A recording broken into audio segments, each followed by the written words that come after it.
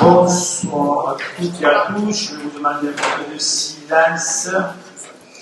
Alors, tout d'abord, avant de passer à l'appel, je vais souhaiter la bienvenue à Fleur Carillon, dont par courrier adressé à la préfecture, M. Philippe Curie a souhaité démissionner ses fonctions d'adjoint à la culture.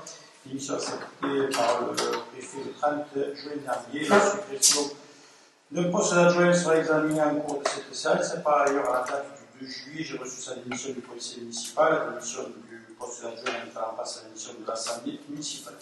Donc, c'est Mme Fleur Carillon qui suivante sur la liste.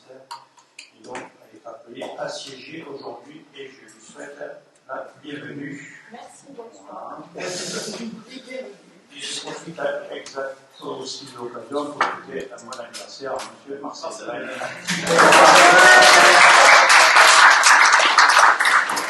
Merci, monsieur le maire. Est-ce que par hasard, cette date n'a pas été choisie exprès? Voilà, alors justement, je me suis assuré, j'ai vérifié que son marina est bien ouvert. La séance. Je n'ai pas encore commencé l'arrosage. Allez, j'ai fait la prise. Je vais les attirer les armées. Albert Rodrigue a donné pouvoir à Mme Eve Silva Gilles. Galileo Jacques-Christophe. Gaïga Garcia Josepha. Ben Marcel, présent. Julien Silva Eve. Nicolas Nouma. Pelé Marie-Hélène. Para Séraphin. Munoz Dominique. Archemont Nicolas. Galamou Munoz Sandrine. Bouffini Hervé, Bouli Emmanuel, Paul Roger, Caruso Vanessa, Laurent David, Agnes Delphine, Boudjema Bruno qui a donné le pouvoir à Vanessa Caruso, Leroy Patricia, De Jean-François, Boinet Charline, elle va arriver, Zéphane Simon, Carillon Fleur. Estrada Kabiva Gizan. Falcon de Lucas Chantal. Dardé Pakaïne. Bouddha Nicolas. Pascal Didier. Bouddha Taïssa. Bendrian Mérimé. Et Focas Gilles. Présent. Donc je vais passer la feuille des membres. Il me faudrait un secrétaire ou une secrétaire à la séance. Je peux te le dire. C'est pas vrai.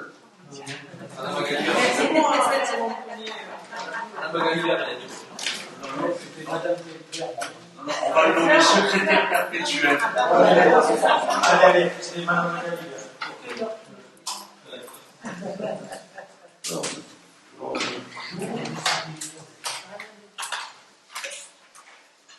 Alors, la question numéro 2, c'est l'approbation du procès verbal de la séance du 26 mai 2025.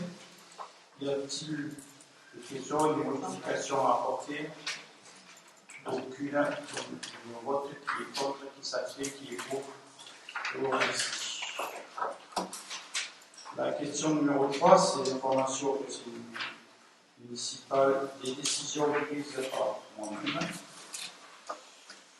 Vous avez la liste. Y a-t-il des questions, des observations? Aucune. Question numéro 4. Donc, c'est la suppression d'un poste d'adjoint au maire. Comme je vous l'ai indiqué en début de séance, M. Curie a souhaité démissionner de ses fonctions d'adjoint à la culture, démission acceptée par le préfet le 30 juillet dernier, conformément à l'article de 15 du Code général des collectivités. Je propose donc aujourd'hui de supprimer ce poste d'adjoint. La saison culturelle prochaine est en bouclier. La nomination du nouvel adjoint de ce domaine ne me semble pas nécessaire. Donc je demande donc de supprimer le poste de troisième adjoint au maire vacant en raison de la démission de M. fonction de ce curé, de mettre à jour le tableau du conseil municipal à l'intelligence et du transmettre des services de la préfecture, de charger le chemin de prendre les décisions nécessaires à l'exécution de la présente délibération et de signer des actes et documents si afférables. Y a-t-il des questions? Je ne vois pas qui est contre, qui s'abstient, qui est pour. Je vous remercie. La question numéro 5, finances et budget municipal. C'est l'autorisation d'ouverture de ligne aujourd'hui. Je laisse la parole à M. Marcel Brenner. Merci, Monsieur le maire, mesdames, messieurs. Alors, il faut d'abord se rappeler que par délibération du 7 avril 2025, le présent conseil a autorisé Monsieur le maire à souscrire des lignes de trésorerie à hauteur de 1 million d'euros par an, ce tout budget confondu, afin de faciliter la gestion de la trésorerie de la collectivité, et compte tenu notamment du décalage du versement des subventions attribuées par les divers organismes publics. Il est proposé de porter cette somme à 2 millions d'euros. Donc, il convient donc aujourd'hui que le Conseil autorise le maire à souscrire les lignes de trésorerie de ce montant, 2 millions d'euros, pour faciliter la gestion de la trésorerie de la collectivité, et donc d'autoriser M. le maire à contracter des lignes de trésorerie de ce montant, ce tout budget confondu. Y a-t-il des questions ou des observations? Aucune. Donc je me vois qui est contre, qui s'abstient, qui est pour. Je vous remercie. La question numéro 6, finances et budget principal. C'est la décision modificative. Je laisse la parole pour M. Marcel Brenner. Merci, Monsieur le maire. Alors, cette décision modificative est nécessaire pour apporter l'ajustement suivant, afin de basculer les frais d'études et d'insertion suivis de réalisation au compte de travaux correspondants. Donc, à savoir, augmenter en dépenses et recettes d'investissement au chapitre 041, opérations patrimoniales, les comptes dont le détail est noté dans le projet de délibération pour un total de 201 127 euros. Donc, vous avez tout ce détail dans le texte. Le budget général, après décision modificative, s'élève donc en dépenses et recettes de la section de fonctionnement à 20 773 314 euros et à 11 735 706 euros et 28 centimes en dépenses et recettes de la section d'investissement. Et il vous est donc demandé de bien vouloir approuver cette décision modificative. Y a-t-il des questions? Aucune. Donc je me vois qui est contre, qui s'abstient, qui est pour. Je vous remercie. Question numéro 7, finances sur le budget annexe du corps ministère. Et je laisse la parole à M. Nicolas Chimot. Merci, M. le maire. Cette décision modificative est nécessaire pour apporter, au vu des réalisations à ce jour, des ajustements aux opérations d'ordre budgétaire, à savoir augmenter les dépenses et recettes d'investissement au chapitre 041, opérations patrimoniales, les comptes dont le détail est noté dans le projet de libération pour un montant de 136 156 euros. Le budget annexe du corps mixte après cette décision modificative s'élèvera donc en dépenses et recettes de la section de fonctionnement à 414 704 euros et à 442 632 euros en dépenses et recettes de la section d'investissement. Il est demandé au conseil municipal de vouloir prester. Y a-t-il des questions ou des observations? Aucune. Donc je me vote qui est contre, qui s'abstient, qui est pour. Je vous remercie. Question numéro 8, finances. C'est l'acceptation du fonds de concours de cette agricole Mitterrand. Je devais être signé de 2027, le conseil municipal a accepté le versement d'un fonds de concours de 100 au profit de la commune pour l'aménagement de la place à l'Essayebria et c'est la robe. Il était prévu le versement d'un montant de 202 652 euros. À la résolution du conseil communautaire le 26 juin 2016, cette somme a été portée à 242 754. Il convient donc aujourd'hui d'approuver ce nouveau montant. Donc, d'approuver le montant du concours attribué par cette réforme Mitterrand a pu participer au financement de l'aménagement de la place à l'Essayebria des abords réales. D'autoriser M. le maire à signer tout document afférent à cette affaire et d'annuler la libération de 26 2016 portant sur ce sujet. Y a-t-il des questions, des observations? Aucune. Donc je me vois qui est contre, qui s'abstient, qui est pour. Je vous remercie. La question numéro 9. C'est l'acceptation du fonds de concours de cette agricole Méditerranée pour la salle de chambre Le 26 juin 2021, le Conseil communautaire de cette agropole Méditerranée a également validé le versement de fonds de concours au profit de la commune pour l'aménagement d'un salle jeune au titre de l'enveloppe supracommunale d'un montant de 278 660 €. Conformément à la loi numéro 2004-809 du 13 août 2014, le conseil municipal a donné son accord à la majorité simple pour accepter ce versement. Il doit demander au conseil municipal d'approuver le fonds de concours attribué par cette agricole méditerranéenne de la participation au financement de l'aménagement de la salle de jeunes et de l'autoriser M. le maire à signer tout document afférent à cette affaire. Y a-t-il des questions ou des observations? Aucune, donc je vous vois qui est contre, qui s'abstient, qui est pour. Je vous remercie. Question numéro 10. Modification du tableau des effectifs. Je vais laisser la parole à M. Séraphin Parent. Oui, merci, monsieur le maire. C'est la délibération traditionnelle qui marque la vie de la collectivité. Donc, en l'occurrence, il s'agit de deux postes, de la création de deux postes, un poste d'adjoint technique principal de deuxième classe à temps complet sur le budget général, et un poste de brigadier à temps complet pour la police municipale, s'agissant d'une réintégration après disponibilité. Il est demandé au conseil municipal d'approuver la modification du tableau des effectifs, de donner le pouvoir à monsieur le maire pour signer tous les documents nécessaires à la mise en œuvre de cette délibération, c'est-à-dire que les crédits nécessaires à la rémunération et aux charges des agents dans les emplois nommés seront inscrits au budget chapitre 02. Le budget, donc le tableau des effectifs passe de 272 à 274 postes budgétaires. Y a-t-il des questions, des observations? Aucune, je ne vois que les contre, qui s'abstient, qui est pour. Je vous remercie. La question numéro 11. Foncier, cession de la parcelle commune privée de la commune cadastrée V62. Je laisse la parole à M. Jean-Christophe David. Merci, M. le maire. Bonsoir. Il s'agit d'une parcelle qui n'est pas cultivée, qui est située en zone agricole, qui est en fait un angle de chemin de plan cadastral derrière. Un riverain nous a demandé la possibilité de l'acquérir. On a accepté, puisque ça nous évite l'entretien, notamment, de cette parcelle. Donc vous voyez qu'on ne va pas devenir très très riche, puisque c'est un montant de 700 €. Mais la ville domaine était inférieure à ce montant-là. On a été au maximum du pourcentage que la ville nouvelle nous a fait. Voilà, bon.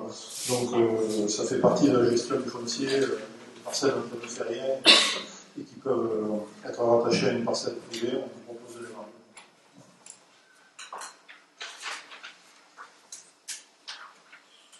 Donc, y a-t-il des questions sur le sujet? Aucune, alors je le vois. Qui est contre, qui s'abstient, qui est pour? Je vous remercie. La question numéro 12, policier intégration dans le domaine public.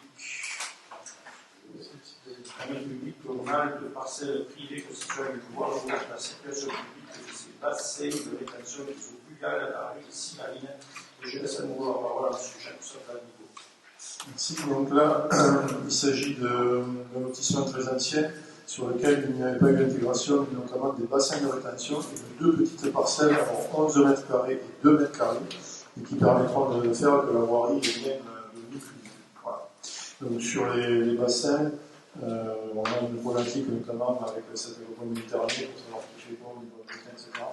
Donc là, il faut prendre des décisions de gestion, puisqu'on a quand même sur ce type de bassin de rétention, ils sont fermés, ils sont clôturés, ils sont équipés, donc la livraison n'est pas le temps. Donc, à un moment, il y a les chèvres et les moutons là. Les chèvres et les cheval. On débroussaille avec la force animale. Y a-t-il des questions sur le sujet? Au final, je ne vois qui est contre, qui s'abstient, qui est pour. Je vous remercie. La question numéro 13.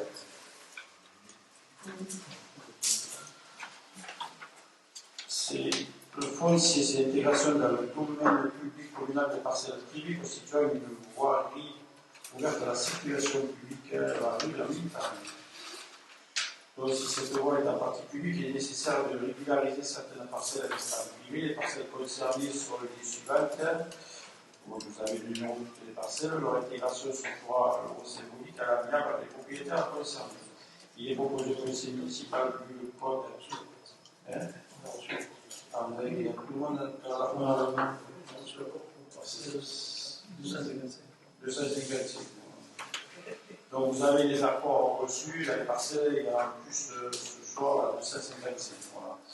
Il est proposé au conseil municipal vu le code général de la propriété des personnes publiques, puis le code général des collectivités territoriales, et notamment les articles L, 21, 29 et suivants, d'approuver le principe de l'intégration de ces parcelles privées dans le domaine public communal afin que les travaux de la rue de la pyramide ouverte à la circulation publique puissent être réalisés, d'approuver les conditions de l'intégration qui sont les suivantes, qui sont à l'euro symbolique. La commune de Metz prendra en charge des frais notariés et les frais de publication d'hypothèque et de non-délégation moi-même de la table pour signer les actes d'acquisition de dites parcelles avec les propriétaires concernés. Je ne participe pas au vote. Sachez que, Par précaution aussi, je participerai pas au vote. oui, sachez que cette rue est souvent inondée, donc ça s'avère compliqué, et donc il faut faire très rapidement les travaux. Il y a des jours où, quand il pleut, les voisins ne peuvent pas plus rentrer chez eux, donc voilà, donc, il faut arriver à intégrer toutes ces parcelles pour arriver à faire les travaux. Voilà. Excuse-moi. Participe pas. On parle de la rue de la pyramide. C'est pas grave,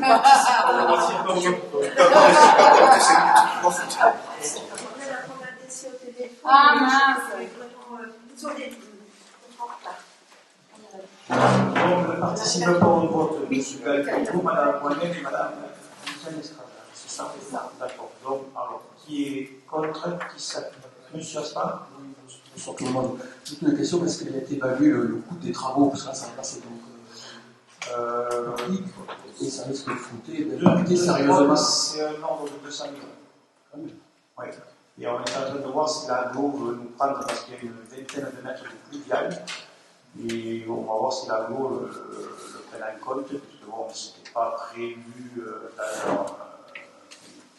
dans leur plan d'investissement. Donc on va voir si nous le prenons en charge, sinon la globalité c'est plus de 200 millions. Voilà. Et il y a une vingtaine de mètres sur la partie contre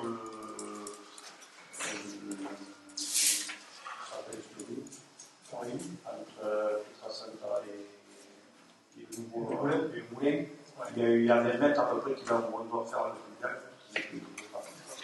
Et là d'ailleurs, c'est pour ça que ça s'inonde à ce niveau-là, parce qu'il n'y a aucun départ de pluvial. Pour l'information au niveau historique, dans l'OAP, c'est tout le gros quartier qui a été fait derrière, c'était le secteur numéro 9 de la rue de la Pyramide, de l'OAP, et il était prévu dans l'OAP que la rue de la Pyramide soit refaite. Sauf que le plan qui a été fait pour dire la rue de la Pyramide, c'est que la descente entre le sergent-chef Navarro et la rue de la Pyramide. Alors que quand même, quand l'opération de Moulin s'est faite, tous les camions, tous les transports, tous les engins sont passés par la rue de la Pyramide entière. Mais moi, en 2013, j'avais délibéré, j'avais donné à la mairie, et le conseil municipal en 2013 avait accepté la donation. C'est-à-dire que dans notre esprit, la rue de la Pyramide était refaite, parce que dans la loi du Moulin, il était inscrit que la rue de la Pyramide soit refaite à l'issue. Et en fait, non. La seule excursion qu'il y avait, c'était entre le sergent-chef Navarro et le nouveau quartier du Moulin. Ce qui a été refait, hein. Je vais au voix qui est contre, qui s'abstient, qui est pour. Je vous remercie. La question numéro 14, c'est l'urbanisme, c'est l'amélioration de l'habitat et c'est octroi des subventions façade à des limites. Je laisse la parole à monsieur Jean-Christophe Davigo. Oui, merci. Donc, cette année, on n'est pas arrivé à avoir 10 dossiers valables, notamment parce que les devis ont fait reculer certains dossiers. On a l'impression que quand on donne des subventions, les artisans chargent un peu la lune. Voilà. Donc c'est un peu regrettable. Donc aujourd'hui, on vous en présente 8, on les a examinés en commission. Il y a eu quelques remarques, notamment sur des crimes et puis des dispositions à prendre. Je vous remercie les membres de la commission qui ont fait ces remarques.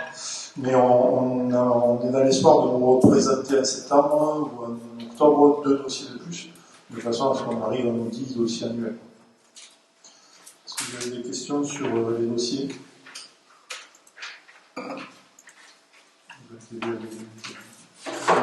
Bon, je me vote qui est contre, qui s'abstient, qui est pour. Je vous remercie.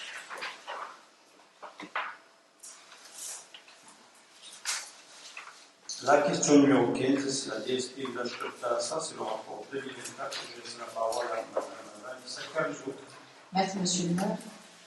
Alors, conformément à l'article L. 1411-3 du CGCT, la CEMABAT, délégataire pour l'exploitation du village club Thalassa, a communiqué le rapport 2024 qui a été établi par la direction du village club Thalassa, ainsi que le compte de résultats correspondant à l'exercice 2024. Ces documents vous ont été transmis. Il convient aujourd'hui de prendre acte de cette communication.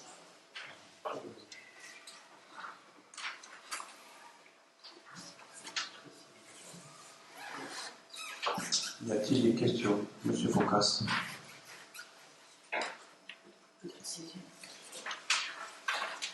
Donc, le constat, il n'est pas réjouissant au niveau résultat, puisque 166 000 euros de déficit, grosso modo 300 000 euros de perdu en deux ans. Clairement, c'est les groupes et les séminaires qui tirent le résultat vers le bas, hein, c'est pas la période où il y a eu des travaux les 3 premiers mois, puisque ça représente quasiment rien en valeur. On a des chiffres donc qui sont pas très bons. On a des chiffres aussi qui peut-être vous allez pouvoir m'éclairer, mais que moi je ne comprends pas, quand je vois durée moyenne de séjour, 69 jours, 63 jours, 124 jours, il y a des gens qui restent 124 jours. Il y a peut-être quelque chose qui est à expliquer et qu'on pourra m'éclairer là-dessus. Mais à ce stade, c'est pas compréhensible pour moi. Ensuite, la condition, lorsqu'on a octroyé excusez-moi. Merci. Dans la condition, lorsqu'on a octroyé la délégation, la DSP, c'était aussi de favoriser les associations locales et les acteurs locaux.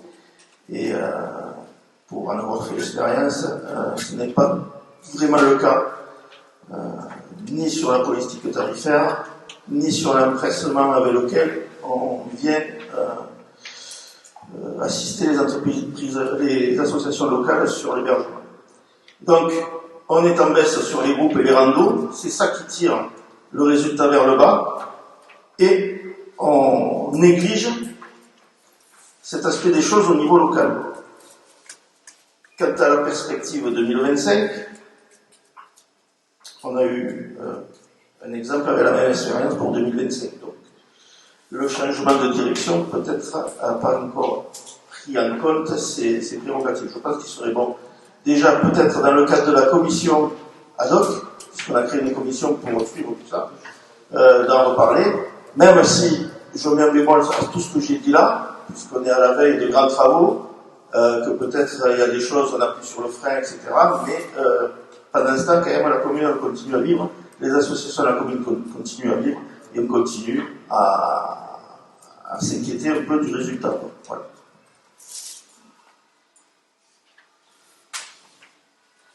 Non, c'est vrai, vos remarques sont bonnes, hein. On l'a constaté lors du dernier CA.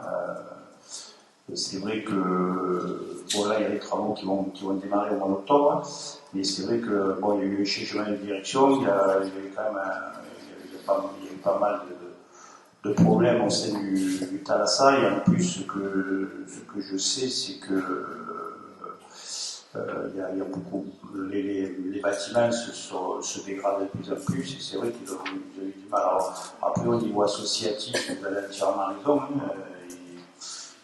je l'ai fait remarquer au directeur l'autre jour, je lui ai dit que bon, il faudrait qu'il fasse fasse des efforts supplémentaires sur les groupes, parce que si on n'arrive pas à avouer qu'ils refusent les groupes, ça ne peut pas fonctionner non plus. Et ça, il va falloir qu'ils le prennent en compte après les travaux aussi, parce que bon, le but c'est aussi que le niveau associatif puisse se servir de cet outil, comme l'autobus, voilà. Et c'est vrai qu'entre le camping, le Thalassa, j'ai pas mal de retours de clubs qui te disent on n'arrive pas à se loger sur Metz, ce qui n'est pas normal. Voilà. Or, le camping, je peux peut-être c'est un peu il fait ce qu'il veut, mais bon, là, on a quand même. C'est pour ça que Jean-Christophe va prochainement réunir la commission justement pour fixer les bases et que voilà, qu'on ne se retrouve pas. On a une réunion à faire de toute façon parce que le permis est en cours de dépôt. Donc il faut que la commission soit réunie pour examiner le permis. On pourra discuter de la gestion et des travaux. Parce que les travaux, s'ils doivent débuter en octobre, le permis c'est maintenant qu'il va déposer. Donc ça va c'est cette semaine. Donc on va réunir la commission dès qu'on aura des éléments. C'était pas une mise en cause ou tout comme ça, je sais que vous êtes aussi je sais que vous êtes attentif à ça parce qu'on est parti dans le même sens quand on a relancé tout ça, mais je doute de la vision, mais Des remarques sont pertinentes, on les constate nous aussi quand on a vu le bilan, mais c'est sûr que c'est pas réjouissant. Et bon, c'est pour ça que moi aussi j'ai du mal à comprendre le fait que on a les contrats qui se pas et de l'autre côté on refuse, on ne passe pas les clubs. Donc voilà, c'est vrai qu'il y a même que de cohérence. Alors ce que je sais, c'est que dans les futurs travaux, bon, en même temps, il va y avoir aussi il va y avoir du recrutement, notamment le responsable du village. Bon, il faut quand même mettre des personnes de valeur et des personnes qui ont des compétences, parce qu'on ne pourra pas se permettre, une fois que l'outil va être en marche, de se planter. Voilà. Madame Estrada. Oui, alors, bonsoir. Je reviens pas sur les chiffres. On avait constaté les mêmes effets. Même chose. Sur la commission, vous m'avez répondu, on va avoir une réunion, parce qu'effectivement, depuis la dernière réunion de la commission, il s'est passé un certain temps, et on a dit qu'on allait être dans la période du dépôt du permis de construire. Moi, ce qui m'a quand même assez inquiété, c'est l'instabilité managériale et ce changement régulier de personnel. Alors, bon, d'accord, le directeur, on savait qu'il était à la retraite, mais quand on a eu la commission et on a audité les candidats, son adjointe, qui avait l'air quand même assez dynamique et compétente, s'était présentée comme la remplaçante. Or, cette personne est partie dans la foulée et on en est à 2 autres personnes qui ont pris le relais, donc ce qui peut expliquer aussi les cafouillages dans la gestion. Mais j'avais, moi, une inquiétude sur la capacité de cette équipe à gérer un équipement de 10 millions d'euros avec des concurrents qui vont arriver sur le secteur, notamment Balia à Balaruc, qui va proposer aussi sur un segment un peu peut-être luxueux, mais il y aura quand même une concurrence qu'il n'y avait pas jusqu'à présent.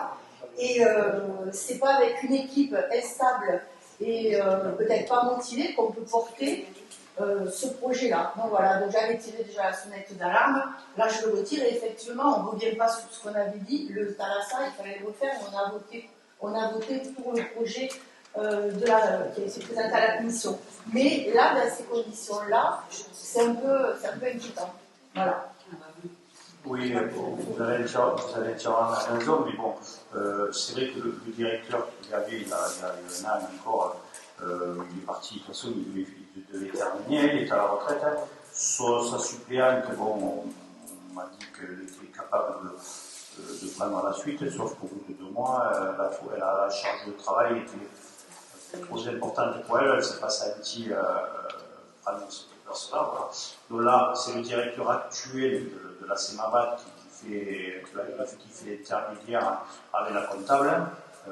Bon, là, après, il va y avoir des recrutements et on va faire une sorte on va mettre des gens qui sont en capacité de gérer une telle structure. Parce que si on se retrouve avec 120 chambres, plus le centre de bien-être, il va falloir que ça tire vers l'eau, ça en contient. Sinon, il voie à la catastrophe, ça c'est sûr. Voilà.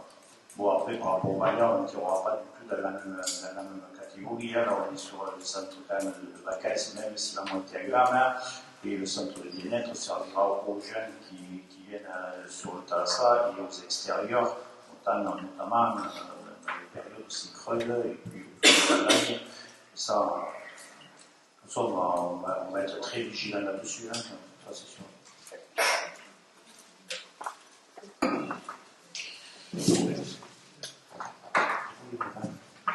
Je vais rajouter quelque chose par rapport à ce qui vient d'être dit par rapport aux chiffres, parce que ce que laissent transparaître les chiffres, c'est la nécessité des travaux. Parce qu'on se rend bien compte aujourd'hui que le Thalassa, dans la situation dans laquelle il est, c'est très difficile aux équipes en place de faire, cette structure, de remplir, que ce soit un individuel ou en groupe.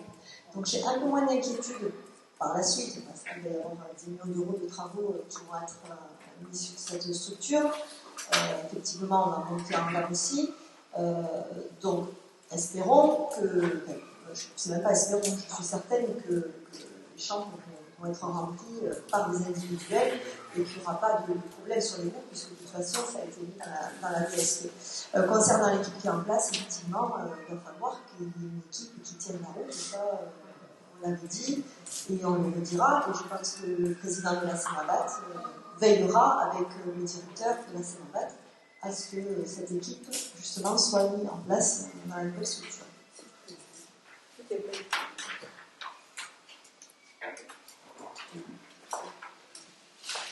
Oui, parce que c'est vrai que quand on regarde les commentaires par rapport au village de la Case, c'est vrai que les commentaires en Italie sont de plus en plus négatifs. Hein, et d'ailleurs, on a mis à se poser la question si on ne va pas être obligé, dans le nouveau, de changer de nom, même de la salle, d'essayer de mettre, voilà, commercialement, d'avoir un nom un peu plus porteur, parce que c'est vrai, malheureusement, c'est un peu comme un restaurant, hein, il y a une mauvaise image, après, même si vous changez plus que le propriétaire, il y a toujours le nom qui reste. Voilà. Je pense que voilà, tout ça, ça fait partie des pistes, comme on disait là, il va falloir y mettre vraiment des professionnels du tourisme et des professionnels de l'hébergement pour travailler.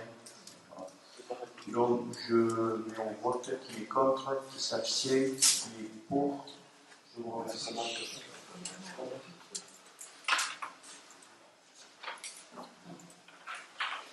La question numéro 16, c'est les marchés publics, c'est les véhicules. Donc, une consultation sous forme de procédure d'appel d'offres ouvert a été engagée pour la location et la maintenance des véhicules automobiles et neufs étudiants en œuvre pour le service de la ville. Pour une durée de 4 ans, compté du décembre 2025, à l'issue de la procédure effectuée par les services marchés régulièrement menés, la commission d'appel d'offres a attribué les lots comme suit.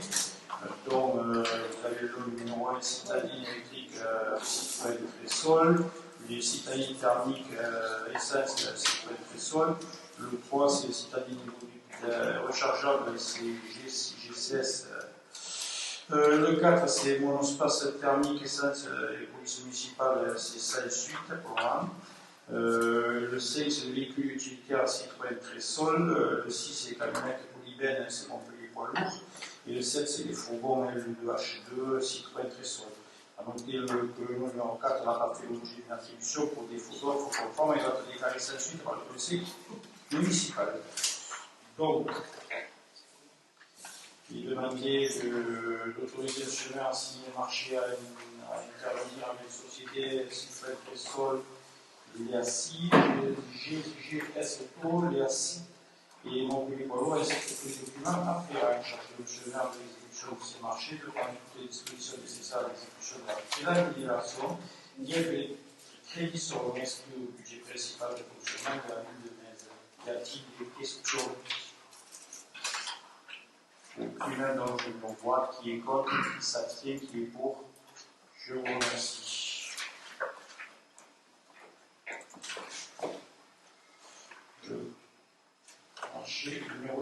La question numéro 17, marché. Marché public, c'est les denrées alimentaires, donc une consultation sous forme d'une procédure d'appel d'offres ouvert a été engagée pour passer des accords cadres nécessaires à la fourniture de denrées alimentaires destinées à la cuisine centrale, aux crèches municipales, à l'EHPAD Les marchés conclus précédents atteignant le montant maximum. À l'issue de la procédure gérée par le cabinet d'assistance à maîtrise d'ouvrage ici restauration, et régulièrement mené, la commission d'appel d'offres a attribué les lots comme suit: le lot numéro 1 du scripterie d'Olivio à Bretagne des Serge de la Roche, le 2 le boisson sans alcool au café Fouilly, le 3 le vin et côtière de Pomerol au Vignac, le 4 surgelé bio à Bio Finesse, le 5 de boucherie charcuterie spécifique Languedoc Lozère viande Cisco France, le 6 fruits et légumes frais c'est Grand Fruit District Hello Primeur, 7 les frites fraîches c'est la friche et frites pardon friche c'est ce qui ne vont pas, et le 8 c'est barquettes et films alimentaires c'est friche Guipal. Donc il est demandé d'autoriser M. le maire ou son représentant du membre habilité à signer les marchés correspondant à les entreprises attributaires, ainsi que tous les documents afférents à l'exécution des dites marchés, et de charger M. le maire de l'exécution des accords cadres, de prendre toutes les dispositions nécessaires à l'exécution de la présente délibération. Les financements, les différences afférents à l'exécution de ces marchés sont réputés sur le crédit inscrit au budget communal, chapitre article correspondant, publicité de.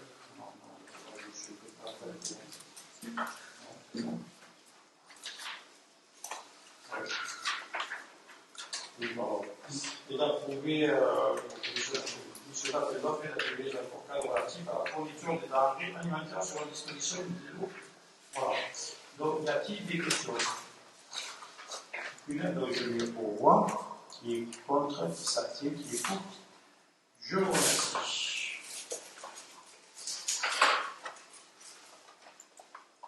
La question numéro 18, travaux d'investissement à l'éclairage public, convention numéro énergie. Donc, dans le cadre de la procédure des travaux de modernisation de notre éclairage public, spécifiquement le remplacement des bouées des ballons tuyaux obsolètes, une nouvelle convention de maîtrise d'ouvrage déléguée à l'électroénergie doit être formalisée. Cette convention a pour objet de définir les modalités techniques et financières de chacune des parties pour la réalisation des études de travaux, rénovation ou extension d'opérations projetées. L'enveloppe financière prévisionnelle déterminée par Hydroénergie a fait l'objet de permettre à la commune de délibérer sur les principes de financement d'une partie des travaux par le versement de fonds de concours pour vers 2025 à Hydroénergie.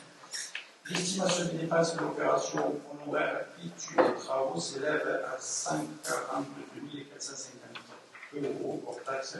La dépense prévisionnelle pour la commune est de 62 902,50 € et la dépense prévisionnelle pour l'énergie est de 79 547,50 €.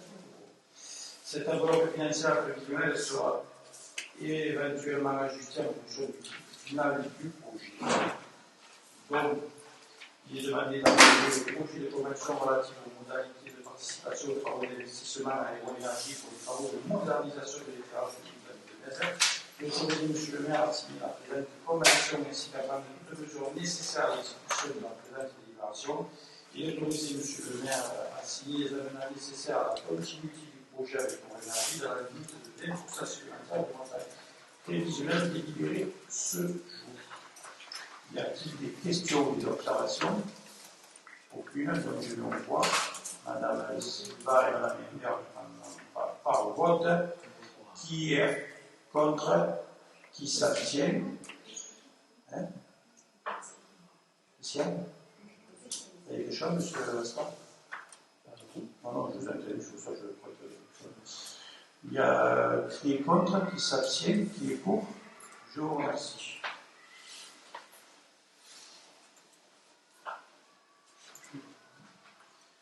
La question numéro 19, c'est la participation financière à la prise en charge des renforts gendarmerie saison 2025. Je laisse la parole à M. Serafet par. Merci, M. le maire. Comme chaque année, des renforts de gendarmerie sont déployés sur les communes relevant des périmètres d'intervention des brigades de gendarmerie de Metz et de Balatou-Guérin. Cette année encore, donc 6 gendarmes qui sont des gendarmes départementaux et non plus des gendarmes mobiles, comme c'était le cas il y a 2 ans.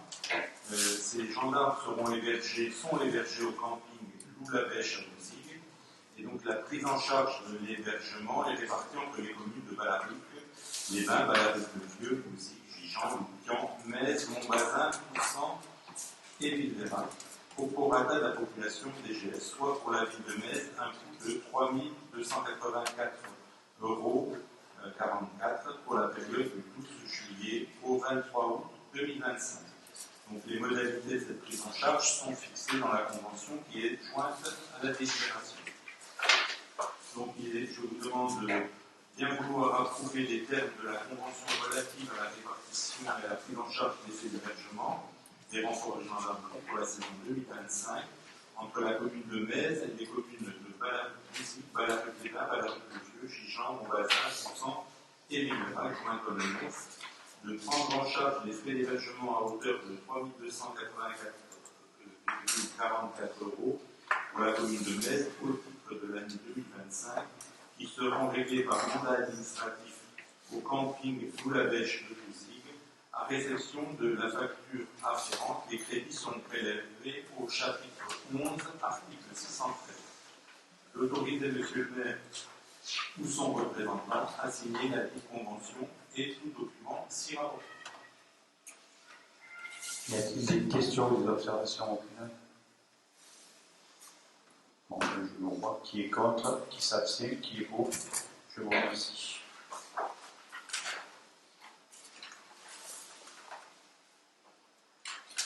La question numéro 20, c'est la convention de mise à disposition du salle communal pour les manœuvres du 634. Et je laisse la parole à M. Parra.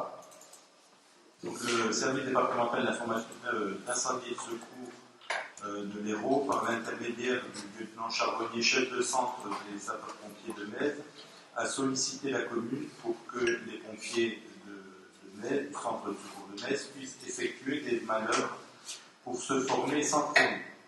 Le lieu pressenti est la salle polyvalente de la mairie annexe 2, CAF coopérative, lorsqu'elle ne sera pas occupée. Donc, afin de régler les modalités de cette mise à disposition, une convention dont le projet à valider vous a été adressé doit être signée. Donc, il est demandé à l'Assemblée de bien vouloir approuver les termes de la convention jointe en annexe, dire que cette convention est conclue à titre gratuit pour une durée de 1 an renouvelable, et d'autoriser M. le maire ou son représentant à signer la dite convention et tout document s'y rapporte. Y a-t-il des questions? Aucune. Donc je me vois qui est contre, qui s'abstient, qui est pour. Je vous remercie. Question numéro 1. C'est la convention Réseau du Cœur, et je laisse la parole à Mme Nickel. Merci, monsieur le maire. Bonsoir. Donc, la convention tripartite signée par la ville avec le CCAS et les Restos du Cœur est en vigueur son terme depuis le 8 juin 2025 et il convient de la renouveler pour régulariser l'occupation de l'association mésoise au sein du local mis à sa disposition place de l'Hospice. Cette nouvelle convention sera signée uniquement entre la ville et les Restos du Cœur pour la mise à disposition à titre gratuit du local. La participation financière du CCAS, qui était indiquée dans la présente convention, s'est traduite par l'attribution d'une subvention examinée lors du conseil d'administration du 4 mars 2025. Il est donc demandé d'approuver les termes de la convention de mise à disposition à titre gratuit d'un local pour l'association des restaurants du cœur, autoriser M. le maire ou son représentant à signer ladite convention et charger M. le maire ou son représentant de prendre toutes les dispositions nécessaires à l'exécution de la présente délibération. Y a-t-il des questions? Aucune. Donc je me vois qui est contre, qui s'abstient, qui est pour. Je vous remercie. Question numéro 2. C'est la convention pour payer à et je laisse la parole à Mme Nickel. Merci.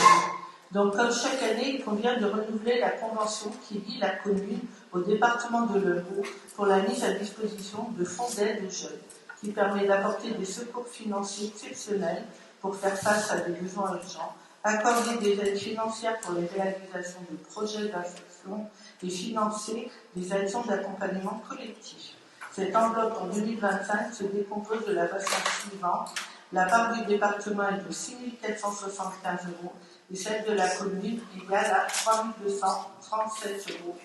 Il est demandé au conseil municipal de bien vouloir approuver la convention de délégation de gestion du fonds départemental d'aide aux jeunes entre le conseil départemental et la ville de Metz pour l'année 2025. Autoriser M. le maire ou son représentant à signer la convention. Charger M. le maire ou son représentant de prendre toutes les dispositions nécessaires à l'exécution de la présente délibération. Y a-t-il des questions? Aucune. Donc je me vois qui est contre, qui s'abstient, qui est pour. Je vous remercie. La question numéro 23, jeunesse, c'est la convention avec le CCAS pour l'instruction du FED AG. Je laisse la parole à Mme Gallière. Alors, pour la gestion du fonds d'aide aux jeunes, la ville confie la gestion financière et administrative au CCAS conformément aux termes de la convention qui vous est proposée chaque année. Il est nécessaire de renouveler la convention parallèlement à la convention avec le département qui a été approuvée précédemment. Je vous demande de bien vouloir approuver la convention d'instruction et de gestion financière du FEDAG entre la ville de Metz et le CCAS pour l'année 2025. Autoriser M. le maire ou son représentant à signer la convention et charger M. le maire ou son représentant de prendre toutes les dispositions nécessaires à l'exécution de la présente délibération. Y a-t-il des questions? Oui, excusez-moi, je voulais dû réagir avant. J'ai juste une question. En 2024, il y a combien de jeunes qui ont pu profiter de ce dispositif? Alors, pas mal de... Alors, plus de jeunes qu'en 2023, puisqu'il y a eu deux projets. Il y a eu un projet avec la TAM qui a mis en activité 8 jeunes. C'est un beau projet de jardin surélevé pour les seniors, avec des plantes d'ornement et aromatiques. Il y a eu un banc de fête, donc c'est un projet assez conséquent. Et il y a eu aussi le projet avec le Festival de Tours, comme chaque année, qui a aussi, il y a eu à peu près 6 jeunes, mais on a du mal à les tenir jusqu'à la fin du projet. C'est pour ça qu'on a doublé les projets cette année-là. Voilà.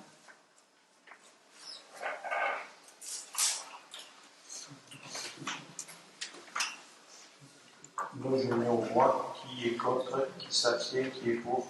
Je vous remercie. La question numéro 24, c'est la modification du règlement intérieur d'accueil collectif de mineurs. Je laisse la parole à M. Hervé Bouffinier. Merci, M. le maire. Le règlement des accueils collectifs de mineurs modifié le 6 novembre 2023 nécessite des ajustements, notamment pour ce qui concerne les règles liées à la capacité d'accueil et les modalités de paiement. La capacité d'accueil sera adaptée en fonction du nombre d'animateurs disponibles. En cas d'impayé, après concertation avec les familles, les réservations pourront être bloquées.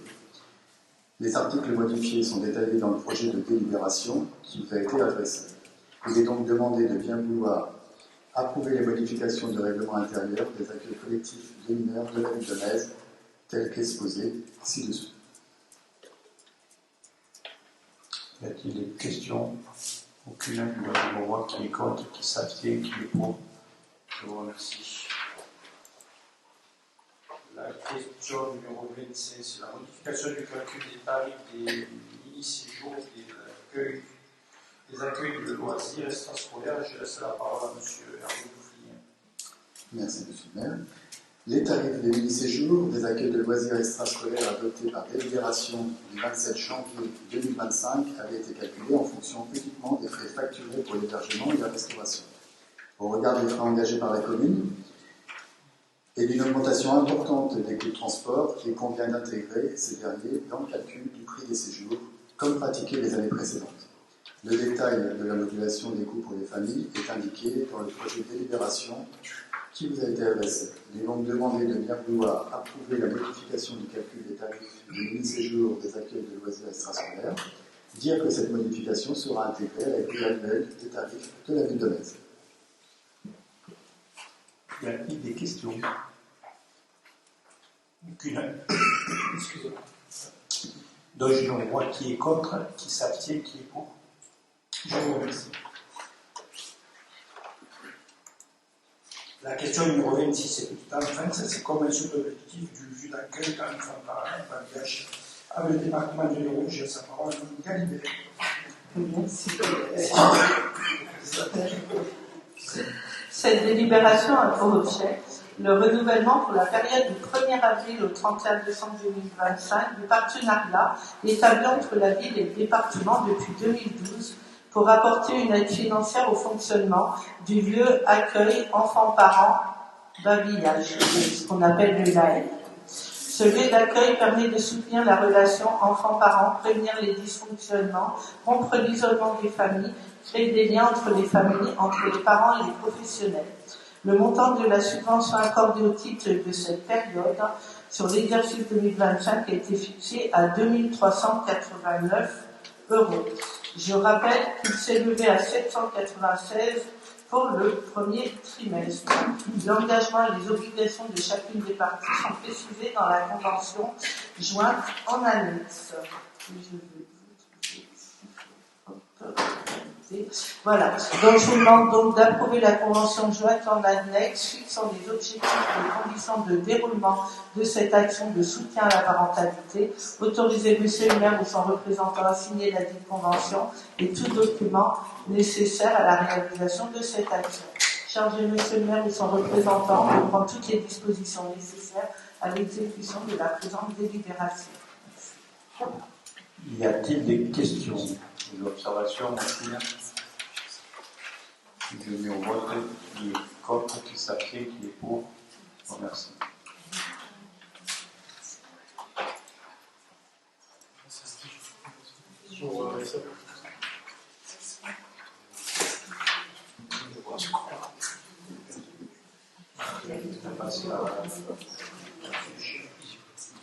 La question numéro 27, c'est la convention environnement numérique de travail et je laisse la parole à Marie-Hélène. Merci Monsieur le maire et bonsoir à tous. Alors comme à chaque année, on vient de renouveler la convention conclue avec l'Académie de Montpellier pour la mise en œuvre d'un environnement numérique de travail dans les écoles de Metz. Ce dispositif numérique offre des services de gestion de vie scolaire, des services pédagogiques et de communication, permettant notamment aux écoles et aux directeurs d'école la communication avec les parents. Comme les années précédentes, ce sont des écoles étudiantes de Jules Verne, Clémenceau ainsi que la Calandreta qui adhèrent à ce dispositif pour un coût total de 160 €.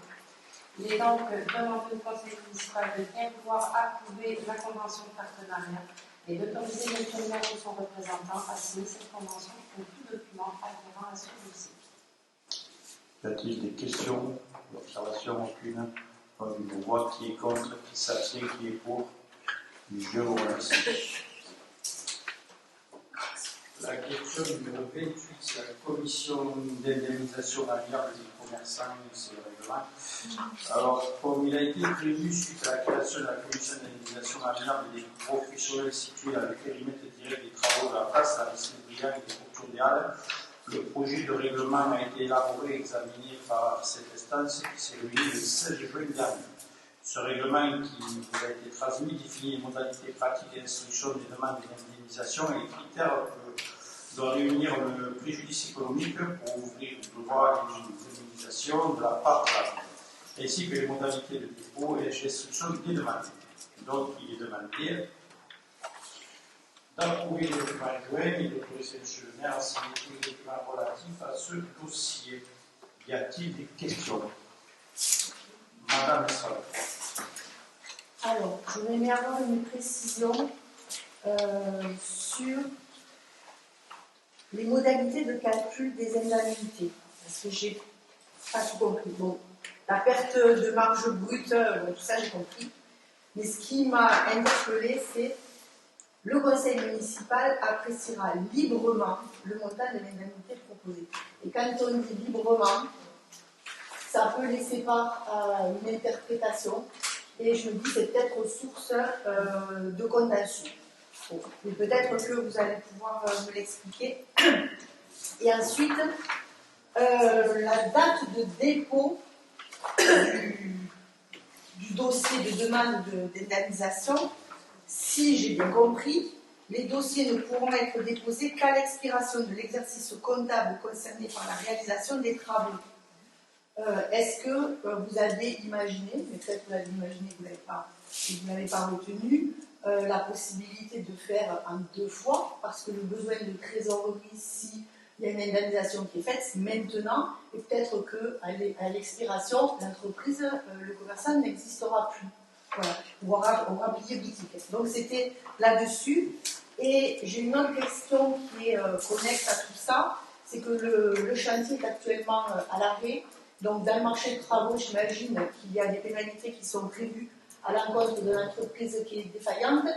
Bon, je n'ai pas consulté le marché de travaux, mais je voulais savoir à combien s'élèveraient les indemnités de façon large, hein, on n'est pas gros près, et que comptez-vous faire de ces indemnités, enfin, de ces pénalités payées par l'entreprise? Ce sont les pénalités. Voilà. Alors moi, je vais vous répondre sur les pénalités. Les pénalités sont à partir depuis le 13 juillet, à une somme de 500 € par jour pour l'entreprise. Sur le chantier. Le chantier n'est pas à l'arrêt. Non, mais il est en retard. Il est en retard, mais il n'est pas à l'arrêt. D'ailleurs, l'entreprise, justement, nous a demandé si on pouvait faire une interruption justement pour reprendre. On a totalement refusé. Pour tout vous dire, on reçoit, je vous le dis, il y a la moitié de Metz et les 3/4 de qui le savent, de toute façon, parce que tout se dit, et on n'a rien caché, c'est que les pierres qui arrivent de Turquie arrivent au fur et à mesure, on a du mal à savoir où sont les containers, et quand ils arrivent, en plus, elles ne sont pas bien taillées, et on est obligé de les renvoyer chez une personne, chez M. Gascon, tout ça, pour faire retailler les pierres. Donc on fait au fur et à mesure et de toute façon on n'a pas d'autre solution si ce n'est que de tarder et pour qu'elle soit, voilà, il y a 700 € par jour de pénalité. Après, tu veux répondre sur le reste? Oui, alors sur les modalités de calcul, effectivement, il faut attendre la fin de l'exercice comptable de l'année. Pourquoi? Parce qu'on ne peut pas, là, en cours d'année, en n'ayant pas l'exercice de l'année, comparer cette année aux années précédentes. Ça, c'est impossible. On gère quand même l'argent public, on n'est pas là pour faire des cadeaux et signer des chèques aux commerçants sous prétexte que là, sur cette période-là, ils sont en difficulté. Mais peut-être que d'ici la fin de l'année, avec les travaux de la place terminés, ils seront beaucoup moins en difficulté. Et peut-être que sur la fin de l'année, les bénéfices seront bien plus importants que les années précédentes. Donc on est obligé d'attendre le bilan comptable de l'année 2025. Ensuite, sur le fait qu'il écrit librement au niveau du conseil, parce que le conseil municipal est quand même souverain, il appartient au conseil municipal d'accorder ou non l'indemnité aux commerçants. Voilà. Une observation, la procédure mise en place n'est pas du tout obligatoire. C'est-à-dire qu'il est normal que le conseil municipal soit libre de son choix à partir du moment où ça ne relève pas de la loi. Les dispositions mises en place sont similaires à ceux qui le font. Il y en a qui ne le font pas. Notamment, mais quand on le fait et qu'on a discuté avec la CCI, avec la Chambre des métiers, avec les experts comptables, quand on a mis au point tout ça, il est normal que ce ne soit pas la commission qui travaille les dossiers qui choisisse. C'est ici que c'est notre décidé. Donc l'appréciation est librement, ça permet de rendre au conseil municipal sa capacité. Je suis tout à fait d'accord, c'est le conseil municipal qui apprécie, qui adoptera, qui votera, qui approuvera. Il n'y a pas de souci. Sauf que, comme c'est dans l'article modalité de calcul des indemnités, je dis, attention, ça pourrait être interprété par des commerçants comme il n'y a pas de critères factuels de pourcentage à ce niveau-là. Ça pourrait être source de contentieux. Vous vous êtes engagé dans cette procédure pour justement éviter le contentieux. Oui. Alors, sur le règlement, si vous l'avez lu, et les dossiers, si vous les avez lus, c'est très critères ils y sont. Là où il peut y avoir des difficultés d'appréciation, c'est par exemple les périodes d'ouverture du commerçant. Un commerçant qui ferme 2 mois de son propre chef. On va peut-être pas faire comme un commerçant qui reste ouvert tout le temps. Donc, par contre, les critères, ils sont dans le règlement, ils sont dans la commission. Et la commission sera réunie. C'est-à-dire qu'avant que ça arrive au conseil, la commission pourra donner son avis. Donc, le conseil sera informé. Monsieur Bocas. Je voulais rajouter juste le fait de prendre un expert comptable aussi nous permet d'être complètement à l'aise par rapport à l'indemnisation qui va être proposée. C'est-à-dire qu'elle va être déterminée par les personnes compétentes et non pas par les élus du conseil municipal. Voilà, c'est pas de notre appréciation. Effectivement, comme le dit M. Labico, tout est dans le règlement. Monsieur Bocas. Il faut comprendre qu'on ne peut pas indemniser un litige ou un préjudice qui n'est pas quantifié complètement à la base. Ça, je ne dis pas, on ne peut pas. Ensuite, il faut bien comprendre que cette procédure, c'est une procédure amiable à la base, que le commerçant a le droit de refuser. Le commerçant a tout à fait le droit de refuser à la fin, etc. Et ça finit ou pas devant un tribunal. On a apporté dans la commission des petits ajustements justement sur les dates de dépôt, etc. On a discuté en collaboration avec la Chambre des métiers, avec le comptable, etc. Enfin, le représentant des comptables. Moi, je pense qu'à l'arrivée, on est arrivé à un document qui est assez clair sur les critères, qui reprend les critères et à la fois légaux et à la fois ceux qui se pratiquent un peu partout dans ce genre de cas. Et c'est vrai que un commerçant, lui, la trésorerie, il n'a pas, mais on ne peut pas contourner cet aspect des choses. Ou alors, il y a des assurances pour ça, vous voyez, pour la perte d'exploitation dans les commerces. On ne peut pas pallier à tout ce qui peut se passer. Alors. Et prise en compte aussi la perspective d'amélioration du chiffre d'affaires après les travaux. Tout ça, ça doit être pris en compte dans le calcul. Et c'est pour ça qu'on ne peut pas mettre des formules de mathématiques, parce que c'est à l'appréciation, c'est le conseil municipal qui, à la fin, décide au cas par cas combien est alloué à la personne. Parce que chaque cas est différent, les horaires d'ouverture, c'est pas les mêmes. Voilà. Je pense que c'est justifié. Hein. Après, on peut toujours discuter, ça ne sera jamais quelque chose de parfait. Juste rajouter quelque chose. Sachez que quand même, on les voit régulièrement, les commerçants. Le service commerce est proche d'eux. Moi, personnellement, quand il y a besoin, ils savent m'envoyer un message, j'envoie un message à monsieur le maire. On a déjà fait pour certains des documents pour leur permettre aussi à la banque de faire des avances de trésorerie. On les a accompagnés aussi avec la CCI pour abaisser leurs charges, puisque leur chiffre d'affaires baisse, donc leurs charges vont baisser par la suite. Donc il est inutile qu'ils payent aujourd'hui des charges au maximum pour qu'après elles leur soient remboursées alors qu'ils sont en difficulté. Donc ça, c'est un travail qui est fait avec la CCI en collaboration avec la ville de Metz. Voilà, ils ne sont pas non plus à l'abandon, quoi. Voilà, on s'occupe d'eux, Madame Estrada. Excusez-moi, j'en ai employé ce terme et je sais pas poser une question très factuelle. Oui, mais je ne voulais pas qu'on laisse penser l'inverse. Monsieur Doula. Oui, concernant les commerçants, il n'y a pas de doute, les commerçants des oies, il n'y a pas de doute. Je pense qu'on se réunira à nouveau pour essayer de voir comment les indemniser et puis que tout ça est encadré, comme l'a souligné M. Foucasse et comme nous le pensons nous aussi. Ensuite, par contre, là où je voulais expliquer, il y a un problème qui m'est posé, peut-être que je n'ai pas probablement suivi l'affaire, mais j'ai bien compris que les pierres qui nous appelaient de Turquie étaient mal taguées et que ces dernières donc étaient envoyées à Toussaint, c'est ça, chez un nouveau tailleur. Comment est-ce que ça se passe? Parce qu'en général, quand moi je ne suis pas content de produit, à mon échelle, bien sûr, je le renvoie à l'envoyeur et puis voilà, parce que on attend pas plus. Alors là, du coup, j'aimerais savoir quelles sont les procédures. Est-ce que les choses doivent. Parce qu'en plus des indemnités, les pénalités vont servir probablement à restituer une partie aux commerçants, mais après, que se passe-t-il entre l'entreprise qui nous envoie les pierres et puis ces pierres qu'on renvoie dans une autre entreprise parce que tout ça, qui est-ce qui paye derrière tout ça? Voilà, c'est une question que je me pose. Parce que comme on vient de le souligner, l'une de vos élus, c'est l'argent du contribuable, et vous êtes responsable de cet argent-là.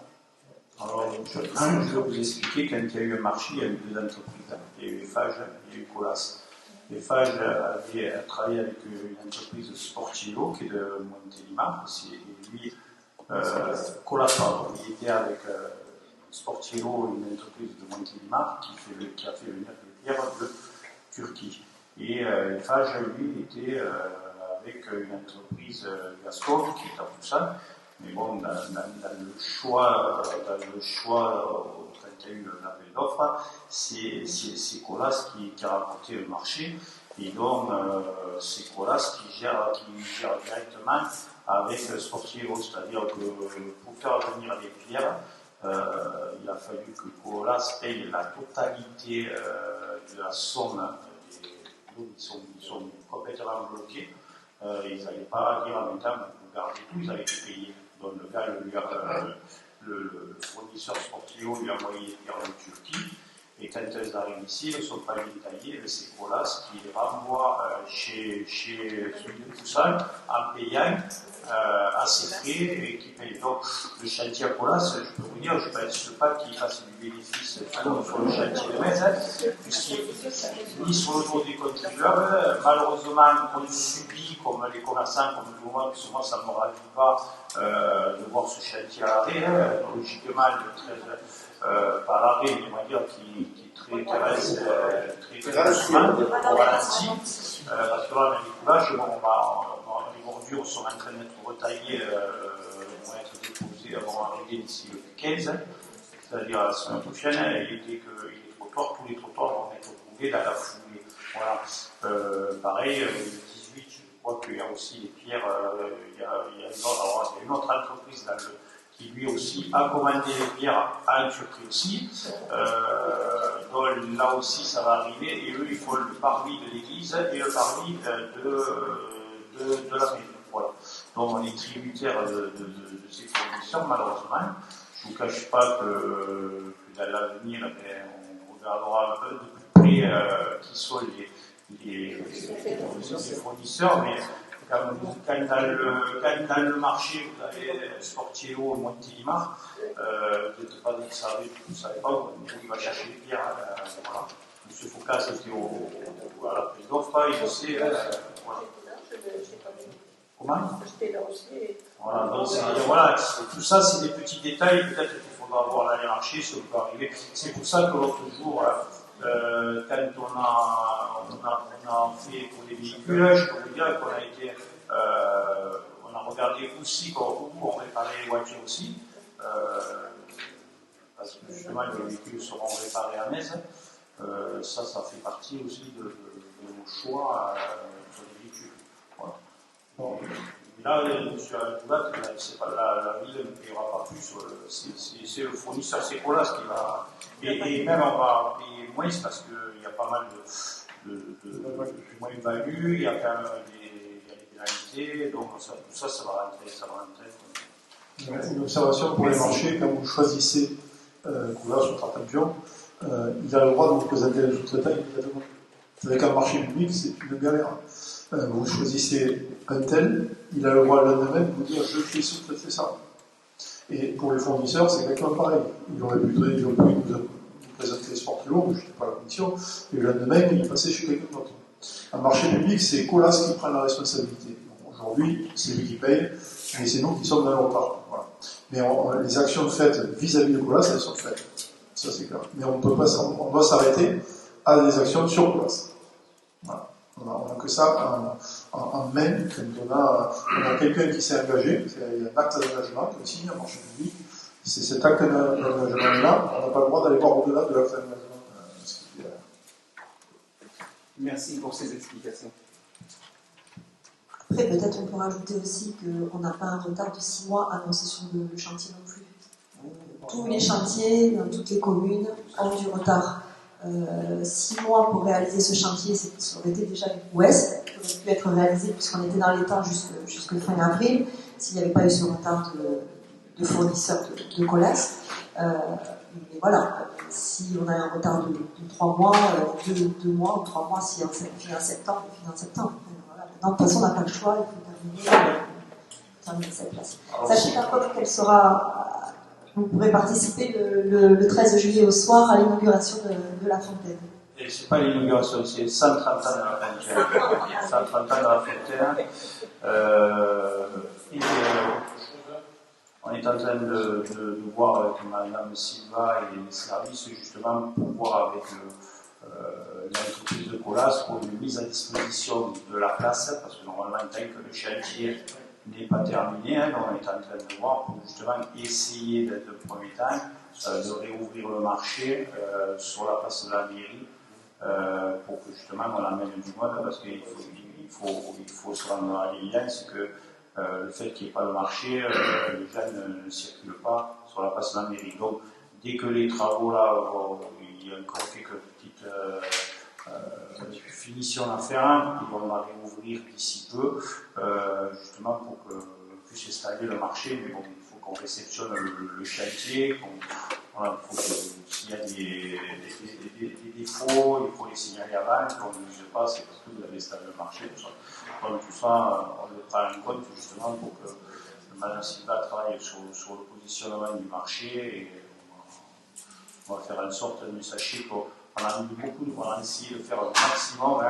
Je sais que le boulanger, on a essayé de le faire travailler à la cuisine centrale, on y a proposé.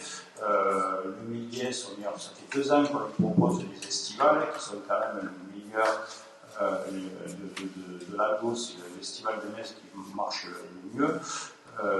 La Fée des Fleurs, on a fait en sorte de l'installer aussi, de donner la possibilité d'aller à l'Allial. Voilà, dès qu'on a des opportunités, on le fait. Voilà, on met ça en place. Je pense que dans vos projets de campagne, vous aviez l'Allial, c'était 2 ans de travaux. Je pense que 2 ans de travaux, ça aurait été aussi un sacré bazar sur la place. Voilà. Donc, j'ai jamais vu des travaux qui affectent personne, ça n'existe pas. Là, si on arrive à les sortir à 7 mois, 10 mois, et voilà. Normalement, ces travaux auraient dû commencer au mois d'octobre. Il y a certains commerçants qui nous ont dit ouais, compagnie, il y a des fêtes de Noël. Mais à la sortie, maintenant, c'est pas les fêtes de Noël, c'est l'été qui est impacté. Voilà. Sachez qu'on fait le maximum pour faire en sorte qu'il y ait le moins d'impact. Et encore, je crois que la plus heureuse de la place, c'est Mamou, parce qu'elle dit depuis qu'elle est travaux, je dors tranquille, il n'y a pas de bruit sur la place. Je ne sais même pas si c'est pas elle qui fait en sorte de retard.